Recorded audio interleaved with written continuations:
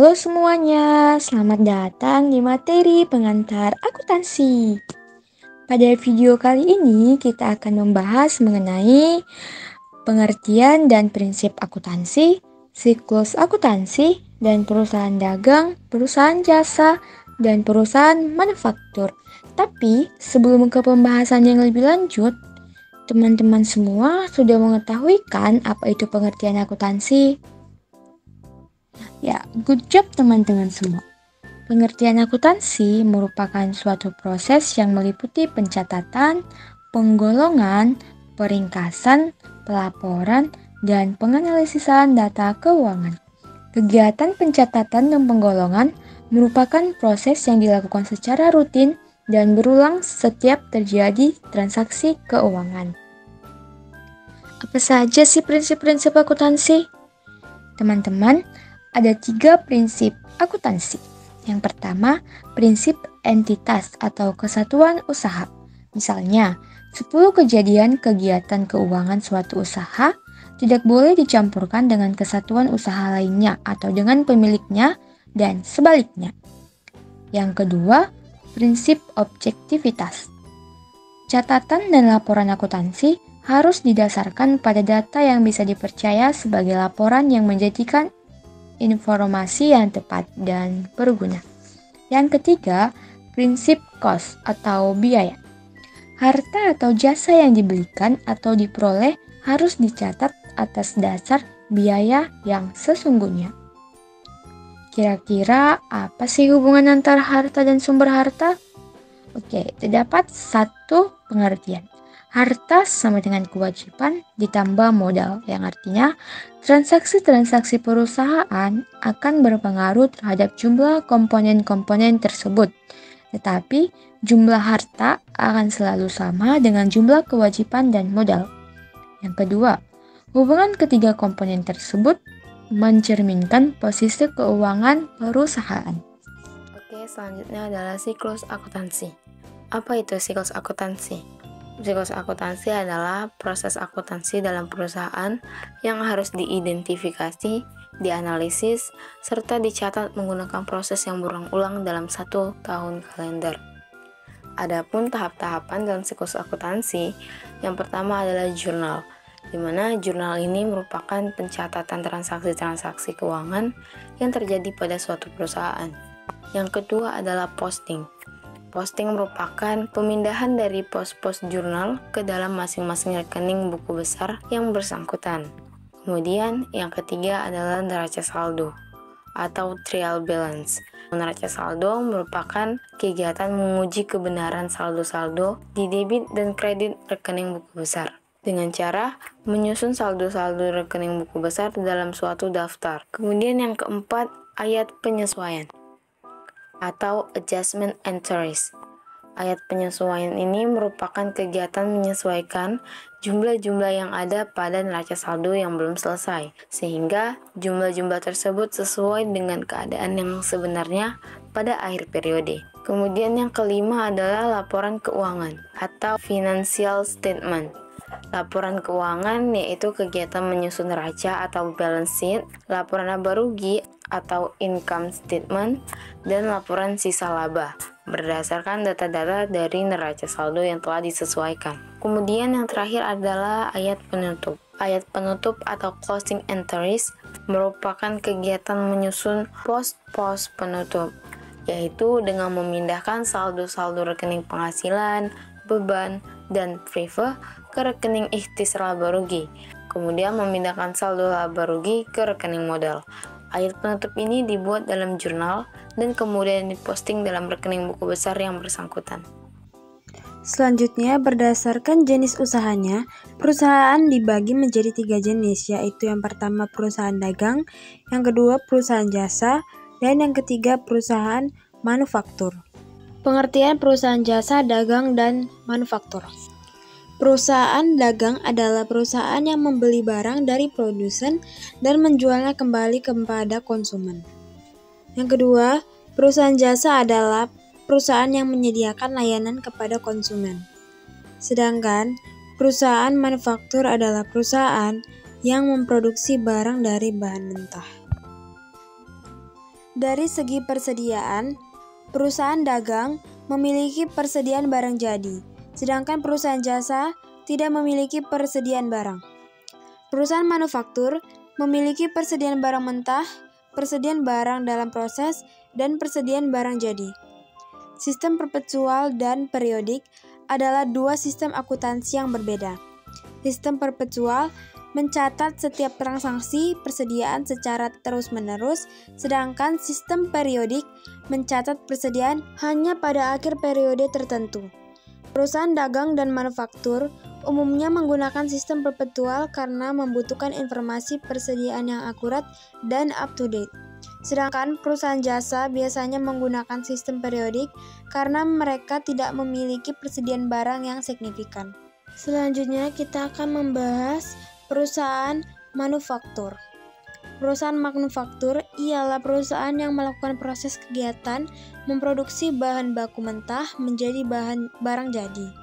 Contohnya perusahaan PT Indofood Sukses Makmur Tbk merupakan perusahaan yang salah satu produknya yaitu Indomie, yang diproduksi dari bahan mentah yaitu gandum hingga menjadi mie siap saji. Kegiatan memproduksi barang baku mentah menjadi barang jadi harus didahului 3 tahap, yaitu 1. Persediaan bahan baku, 2. Persediaan barang setengah jadi, 3. Persediaan barang jadi. Selanjutnya, biaya yang dikeluarkan untuk memproduksi atau mengubah bahan baku menjadi barang jadi dinamakan biaya produksi, biaya pabrik, atau biaya manufaktur. Biaya produksi terdiri dari 1. Biaya bahan baku langsung, ialah semua bahan baku yang membentuk bagian internal dari produk jadi dapat dengan mudah dan langsung diidentifikasikan dengan barang jadi. Contohnya ialah kayu yang digunakan untuk membuat furniture. Yang kedua, biaya tenaga kerja langsung, ialah tenaga kerja yang melakukan kegiatan mengkonversi barang baku menjadi barang jadi atau siap pakai dan dapat dibebankan langsung kepada produk tertentu.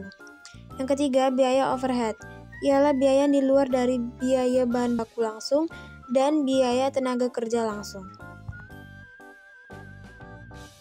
A. Biaya bahan baku tidak langsung atau bahan baku penolong, ialah semua bahan yang berfungsi untuk mendukung proses konversi barang baku menjadi barang siap pakai. Contohnya paku, yang digunakan untuk melengkapi proses pembentukan kayu menjadi meja atau barang lainnya. B. Biaya tenaga kerja tidak langsung, ialah semua tenaga kerja yang bertugas di luar produksi barang-barang baku menjadi barang jadi. Contohnya yaitu karyawan kantor, direktur, karyawan pemasaran, dan lain-lain. C. Beban lain-lain, contohnya asuransi, penyusutan, utilitas, dan sebagainya. Selanjutnya kita masuk pada pencatatan transaksi perusahaan manufaktur. Di dalam pencatatan transaksi perusahaan manufaktur, sama halnya dengan pencatatan transaksi perusahaan dagang. Kenapa? Karena terdapat 2 metode penyelesaian, yaitu metode perpetual dan metode periodik.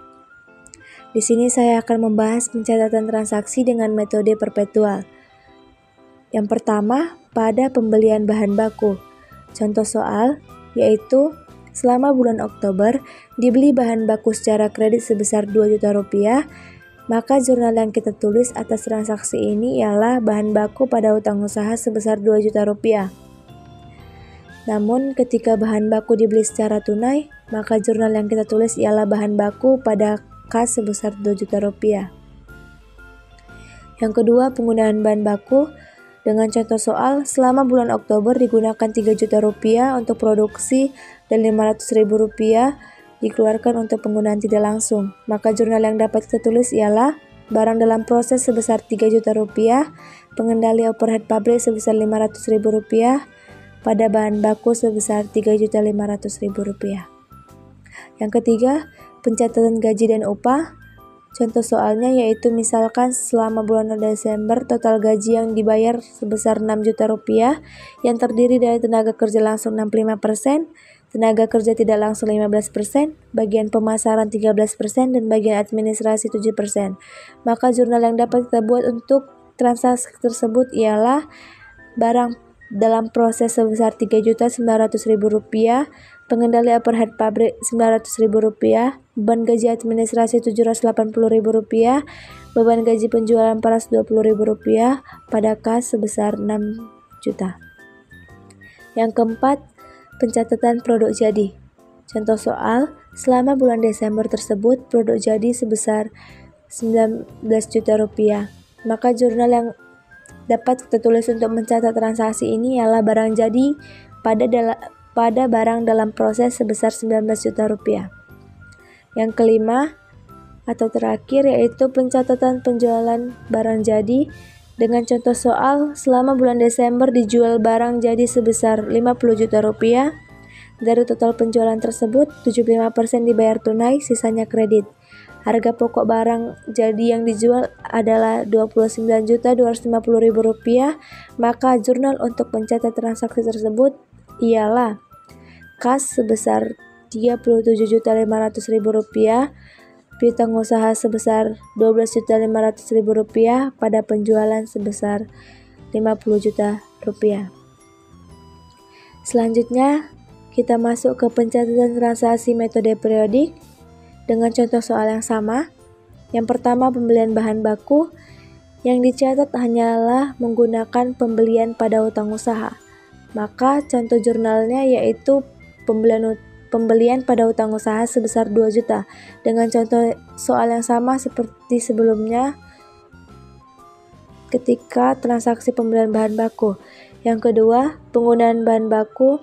Pada metode periodik tidak mencatat penggunaan bahan baku, maka untuk transaksi yang nomor 2 tidak ada jurnal karena persediaan itu biasanya dicatat pada akhir periode, tidak pada saat persediaan masih digunakan.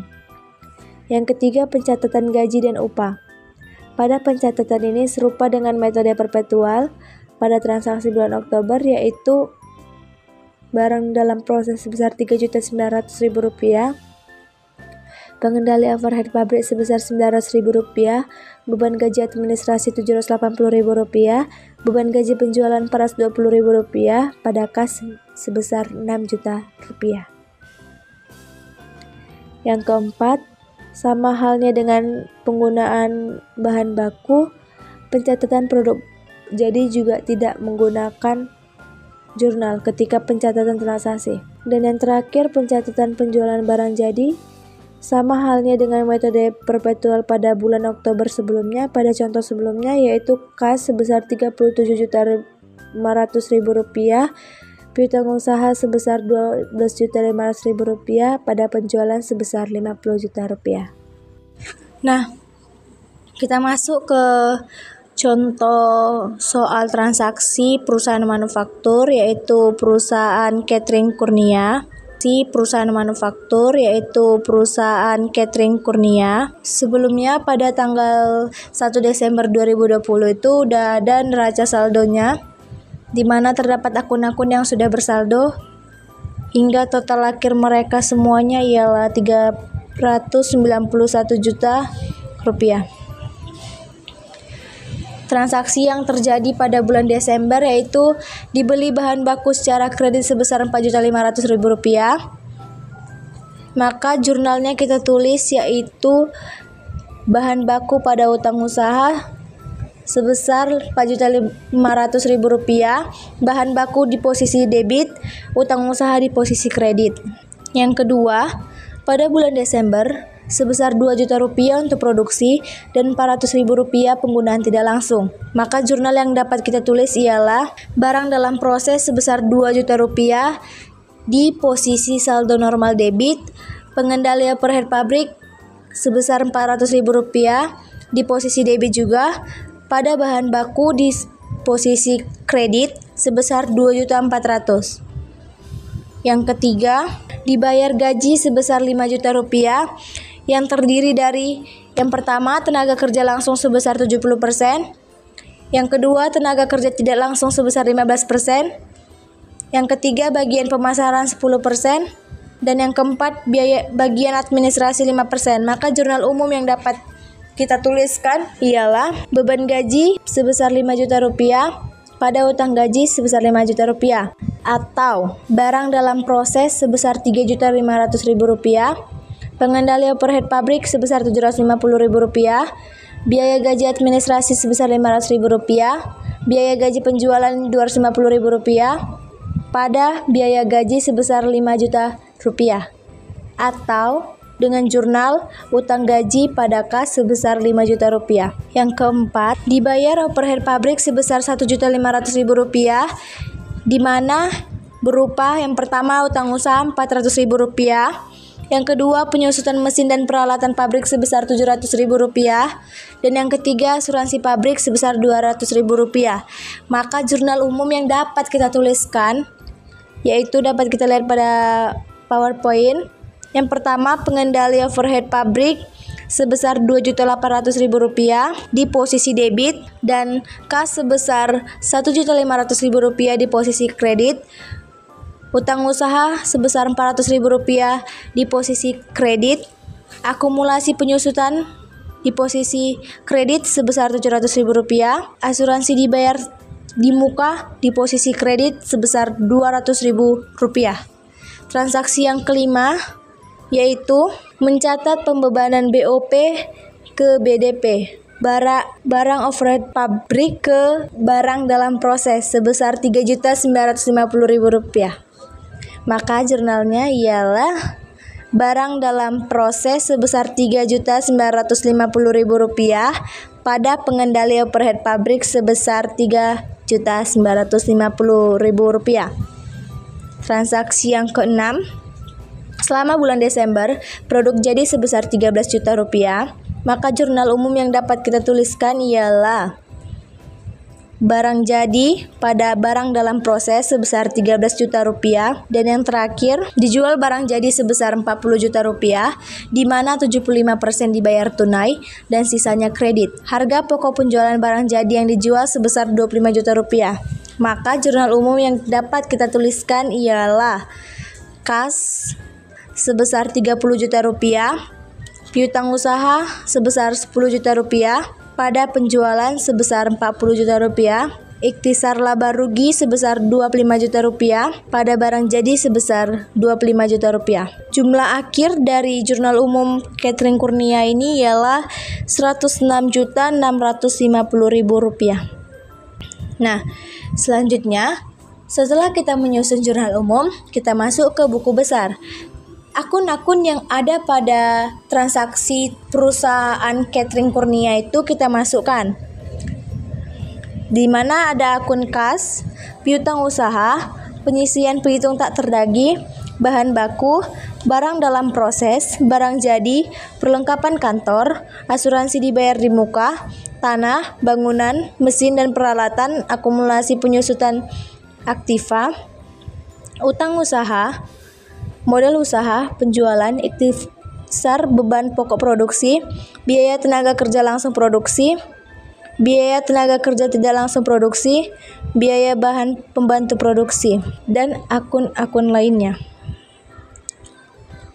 Nah, pada jurnal umum tadi, bahan baku pada utang usaha, maka di buku besarnya kita masukkan di akun bahan baku sebesar Rp4.500.000 di debit, dan kita masukkan ke akun utang usaha sebesar Rp4.500.000 di akun kredit. Begitu untuk transaksi selanjutnya. Nah, setelah dari buku besar, kita masuk ke neraca saldo penyesuaian. Untuk melihat saldo akhir dari perusahaan Catherine Kurnia ini sebelum penyesuaian, kita dapat melihat dari buku besar yang telah kita susun tadi, di mana saldo akhirnya untuk kas sebesar Rp35.500.000, untuk piutang usaha sebesar Rp12 juta, untuk bahan baku sebesar Rp84.100.000, untuk barang dalam proses sebesar Rp1.450.000, barang jadi Rp8 juta, perlengkapan kantor sebesar Rp1 juta, asuransi dibayar di muka sebesar Rp800.000, hingga akun terakhir yaitu biaya tak langsung produksi. Nah, untuk jurnal penyesuaiannya, sebelum kita masuk ke jurnal penyesuaian, kita lihat dulu terlebih dahulu itu transaksinya. Yang pertama, Jumlah persediaan berdasarkan perhitungan fisik untuk masing-masing persediaan adalah sebagai berikut. 1. Persediaan bahan baku sebesar Rp81.400.000. Persediaan barang dalam proses sebesar Rp5.550.000. Sudah termasuk Rp500.000 yang berasal dari penyesuaian untuk tenaga kerja langsung. Dan yang terakhir, persediaan barang jadi sebesar Rp19.900.000. Maka jurnal penyesuaian yang dapat kita kerjakan ialah ikhtisar beban pokok Rp600.000 pada bahan baku Rp600.000. Selanjutnya, barang dalam proses sebesar Rp50.000 pada ikhtisar beban pokok sebesar Rp50.000. Yang terakhir, ikhtisar laba rugi pada barang jadi Rp100.000. Selanjutnya, transaksi yang kedua ialah setelah dilakukan perhitungan gaji yang menjadi biaya selama 4 hari kerja, tanggal 28, 29, 30, dan 31 Desember sebesar Rp4 juta terdiri dari administrasi Rp2 juta, pemasaran Rp1.500.000, pabrik Rp500.000. Maka jurnal penyesuaian yang dapat kita kerjakan ialah itu yang pertama bisa dengan cara atau dengan jurnal biaya gaji pada utang gaji sebesar Rp4 juta atau dengan jurnal biaya gaji administrasi sebesar Rp2 juta, biaya gaji penjualan Rp1.500.000, barang dalam proses Rp500.000 pada biaya gaji sebesar Rp4 juta.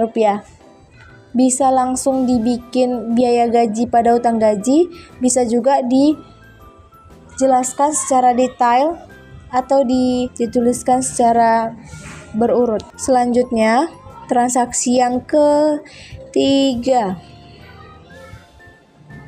Setelah dihitung kembali perlengkapan kantor masih tersisa Rp800.000, maka jurnal penyesuaian yang dapat kita tulis ialah biaya perlengkapan kantor pada perlengkapan kantor, atau bisa dengan beban perlengkapan kantor pada perlengkapan kantor sebesar Rp200.000. Yang selanjutnya, kita masuk ke transaksi yang keempat, yaitu asuransi dibayar di muka yang digunakan ialah 1 bulan dari masanya 8 bulan, Desember sampai dengan Juli. Maka perhitungannya ialah 1/8 dikali 800.000. Dari mana 800.000? Kita dapat melihat dari neraca saldo sebelum penyesuaiannya sebesar 800.000 saldonya. Jadi hasilnya 1/8 dikali 800.000 itu ialah 100.000. Maka jurnal penyesuaiannya ialah biaya asuransi pada asuransi dibayar di muka sebesar Rp100.000. Yang kelima, penyusutan aktiva tetap dan pabrik sebesar Rp1.500.000. Dan yang terakhir, dari saldo piutang usaha sebesar Rp12 juta, diperkirakan Rp500.000 tidak dapat tertagih. Jadi neraca saldo untuk jurnal penyesuaian untuk transaksi tersebut ialah biaya penyusutan pada akumulasi penyusutan aktiva tetap sebesar Rp1.500.000. Dan yang terakhir, biaya piutang tak terdagih Rp500.000 pada penyisian piutang tak tertagih sebesar Rp500.000. Untuk jurnal penyesuaian saldonya yaitu Rp11.050.000 di debit dan Rp11.050.000 juga di kredit. Setelah dari jurnal penyesuaian, kita langsung masuk ke neraca saldo setelah penyesuaian. Kita masukkan semua nilainya setelah kita totalkan ulang. Setelah itu kita dengan total akhir Rp442.600.000 di debit dan Rp442.600.000 di kredit. Setelah pencatatan dari neraca saldo sebelum penutup, jurnal penyesuaian, neraca saldo setelah penyesuaian, di dalam akuntansi itu ada namanya neraca lajur atau worksheet atau kertas kerja. Jadi kita masukkan neraca saldo sebelum penyesuaiannya, jurnal penyesuaian, neraca saldo setelah penyesuaian, laporan beban pokok produksi, laporan laba rugi, laporan neraca. Selanjutnya, Untuk laporan beban pokok produksi, akun-akun yang terlibat ialah persediaan bahan baku awal,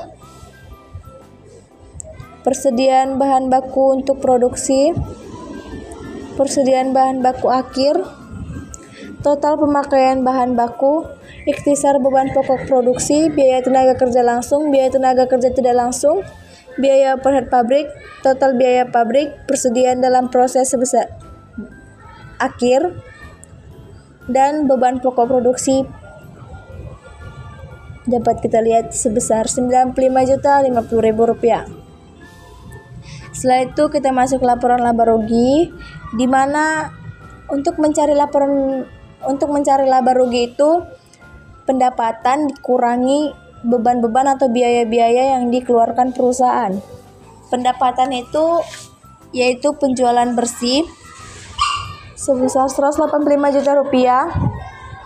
Beban-beban yang pertama itu harga pokok produksi Rp95.050.000, biaya penjualan Rp11.750.000, biaya administrasi Rp1.800.000, ikhtisar laba ruginya sebesar Rp25.100.000, hingga laba bersih yang kita dapat sebelum pajak itu Rp51.300.000. Selanjutnya kita masuk ke laporan perubahan modal. Akun-akun yang terdapat itulah modal, laba bersih, modal akhir. Modal awal itu sebesar Rp200 juta, laba bersih Rp51.300.000, modal akhirnya Rp200 juta ditambah Rp51.300.000 jadi Rp251.300.000. Kita masuk ke laporan posisi keuangan. Laporan posisi keuangan itu terdapat aktiva, kewajiban, dan ekuitas. Aktiva sama dengan kewajiban tambah ekuitas. Kita dapat lihat di PowerPoint akun-akun yang terdapat. Kita lanjut ke jurnal penutup. Di jurnal penutup itu akun-akun yang terdapat ialah penjualan pada ikhtisar laba rugi, ikhtisar laba rugi pada beban-beban, dan ikhtisar laba rugi pada laba ditahan. Setelah kita bikin jurnal penutup untuk menutup akun-akun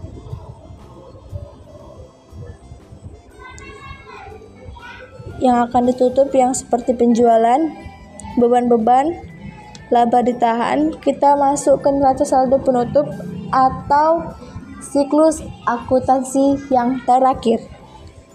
Di sini untuk neraca saldo setelah penutup, kasnya Rp35.500.000, piutang usahanya Rp12 juta, penyisian piutang tak terdaki Rp500.000, barang jadi Rp7.900.000, perlengkapan kantor Rp800.000, asuransi dibayar di muka Rp700.000, tanah Rp75 juta,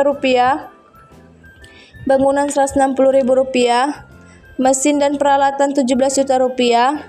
Pada saldo normal debit, akumulasi penyusutan aktiva tetap sebesar Rp3.200.000. Pada saldo normal kredit, utang usaha Rp49.900.000.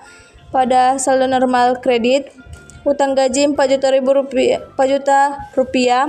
Pada saldo normal kredit, dan modal sebesar Rp251.300.000 pada saldo kredit. Jadi jumlah akhirnya di debit maupun kredit ialah Rp308.900.000. Yang terakhir jurnal pembalik. Ini ketika masih ada beban yang masih harus dibayar, kayak gaji,